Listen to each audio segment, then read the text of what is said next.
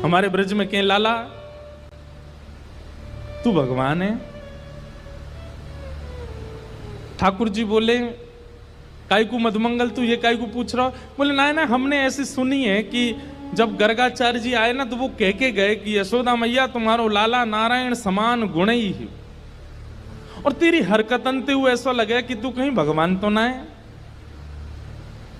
तो ठाकुर जी धीमे से बोल जाते हैं, बोले मधुमंगल एक बात बताऊं? बोले कहा, मैं जय जय ही हूं, मैं भगवान ही हूं। तू सांची भगवान है? बोले हाँ। लाला मैं सबन ने बता दूं कि तू भगवान है? ठाकुर जी बोले हाँ बताया। मधुमंगल गयो, सबरे सखान में हल्ला मचाया। बोले तुम्हें एक बात बताऊं? बोले कहा, हमारो जो लाला है ना, बोले हाँ जो भगवान है। ये बात सुन के आधे तो हंसने लगे और आधे छड़ी लेकर के बोले दिखाइयो ने कहां तेरो भगवान।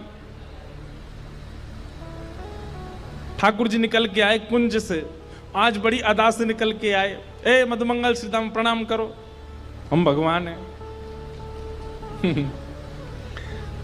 नहीं मानते, नहीं स्वीकार करते। एक दिन ऐसी लीला भागवत में आती है कि एक बार जागरण हुआ, ब्रज में जागरण कराया नंद बाबा ने।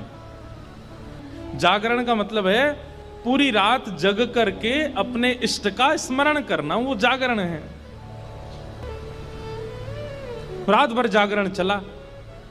तो जागरण के काल में जैसे ही थोड़े ब्रह्म मुहूर्त का समय हुआ, तब घड़ी तो होती नहीं थी, अंदाजा लगाया तो नंद बाबा को लगी कि भाई ब्रह्म मुहूर्त है, क्यों मैं स्नान करवे जाऊं। तो जैसे ही नंद बाबा ने यमुना जी में प्रवेश किया,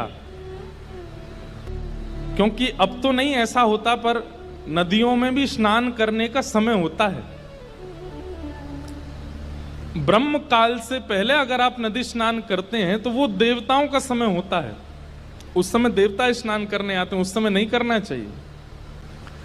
तो नंद बाबा देव काल में चले गए और जैसे ही नदी में स्नान करने पहुंचे तो गंधर्वजन इनको पकड़ के ले गए। जब नंद बाबा बहुत देर तक नहीं आए तो सबने जाके ठाकुर जी से कही। तो ठाकुर जी गए और ठाकुर जी ने यमुना जी में प्रवेश करके गंधर्व लोक में जाकर के नंद बाबा को वहां से छुड़ाया और वापस लेकर के आए।